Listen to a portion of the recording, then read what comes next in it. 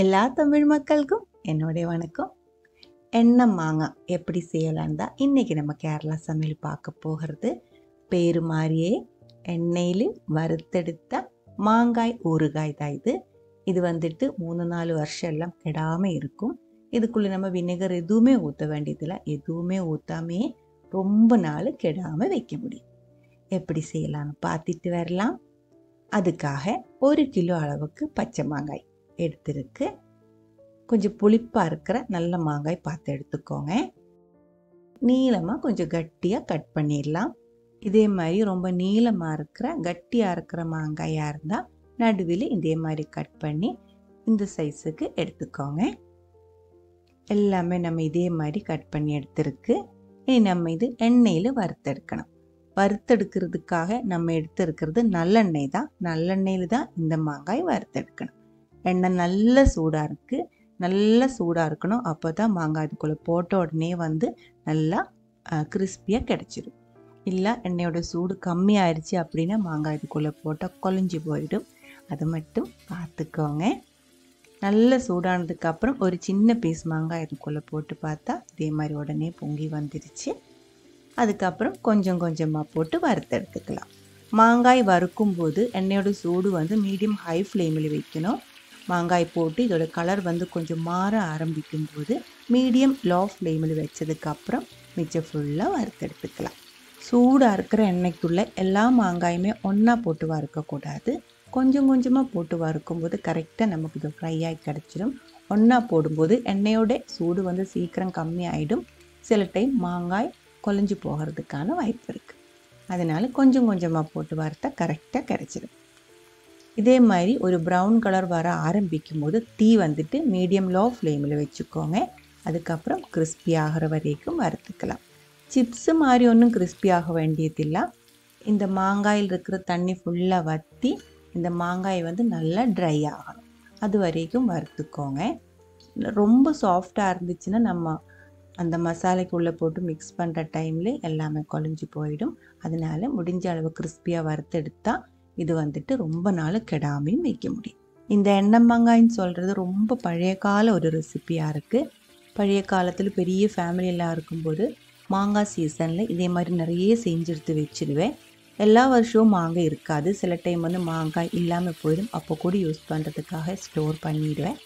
அப்புறமா வந்து சாதம் சாப்பிடும்போது கறியெல்லாம் ஊற்றி சாப்பிடும்போது இது ஒரு பீஸ் சைடில் வச்சு அதுவும் சேர்த்து சாப்பிட்டா நல்லா டேஸ்ட்டாக இருக்கும். வறுத்தெடுக்கும் போது தான் நம்ம கொஞ்சம் கேர்ஃபுல்லாக இருக்கணும். மாங்காயில் இருக்கிற தண்ணி ஃபுல்லாக வற்றணும். அப்போ தான் இது வந்து ரொம்ப நாள் கெடாமல் வைக்க முடியும். புரிஞ்சிருச்சுன்னு நினைக்கிறேன். பாருங்கள், எல்லா மாங்காயுமே நம்ம இதே மாதிரி வறுத்தெடுத்து வச்சுருக்கு. அடுத்தது பிக்கிள் பவுடருக்குள்ளே நம்ம இது கோட் பண்ணி எடுத்துக்கலாம்.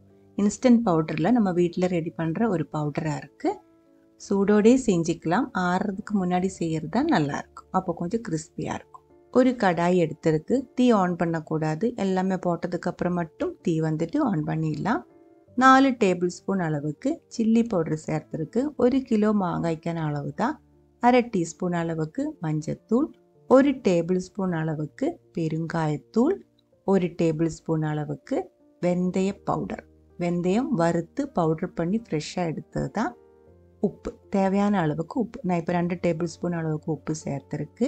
மாங்காயோட புளிப்புக்கு தகுந்த மாதிரி உப்பு சேர்த்துக்கோங்க. தீ ரொம்ப கம்மி பண்ணி வச்சதுக்கப்புறம் நம்ம இது நல்லா சூடு பண்ணி எடுத்துக்கலாம். கருகி போகக்கூடாது. கம்மியாக இருக்கிற சூடில் இந்த பவுடர் வந்து சூடானால் மட்டும் போதும், வறுத்தெடுக்கக்கூடாது. அதுக்கப்புறம் நம்ம வறுத்தெடுத்து வச்சிருக்கிற மாங்காய் கொஞ்சம் கொஞ்சமாக அதுக்குள்ளே போட்டு இந்த பவுடரில் கோட் பண்ணிக்கோங்க. ஒன்றா போடாமல் கொஞ்சம் கொஞ்சமாக போட்டால் எல்லாத்துலேயுமே ஒரே மாதிரி இந்த பவுடர் ஒட்டிடும். அது பார்த்துட்டு கொஞ்சம் கொஞ்சமாக போட்டுக்கோங்க. தீ வந்துட்டு நான் ஆஃப் பண்ணலை. நம்ம இதே மாதிரி போட்டு உடனே மிக்ஸ் பண்ணி கொடுத்துருச்சு அப்படின்னா எல்லா மாங்காயிலுமே இந்த பவுடர் வந்து நல்லா ஒட்டிடும். இதுக்குள்ளே விnegar நம்ம சேர்க்கறது இல்லை. அதே மாதிரி கடுகு தாளித்து சேர்க்கறது இல்லை.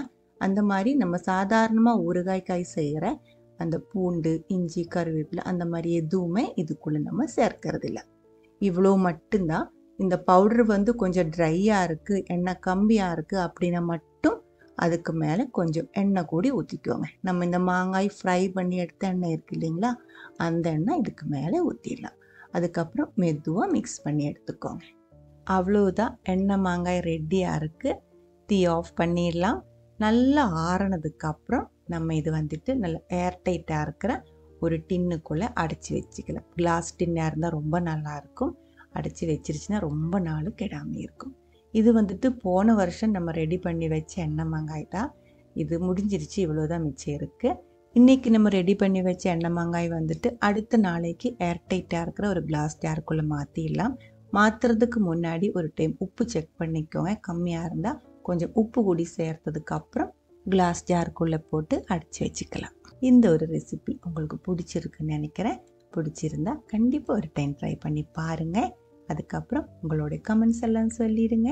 இந்த சமையல் பிடிக்கிற ஃப்ரெண்ட்ஸுக்கு மறக்காமல் ஷேர் பண்ணி விட்டுக்கோங்க. நீங்கள் இது வரைக்கும் நம்ம சேனலுக்கு கொடுத்துட்ருக்கிற சப்போர்ட்டுக்கு ரொம்ப ரொம்ப நன்றி. உடனே பார்க்கலாம் இன்னும் ஒரு ரெசிபியோட. அது வரைக்கும் வணக்கம்.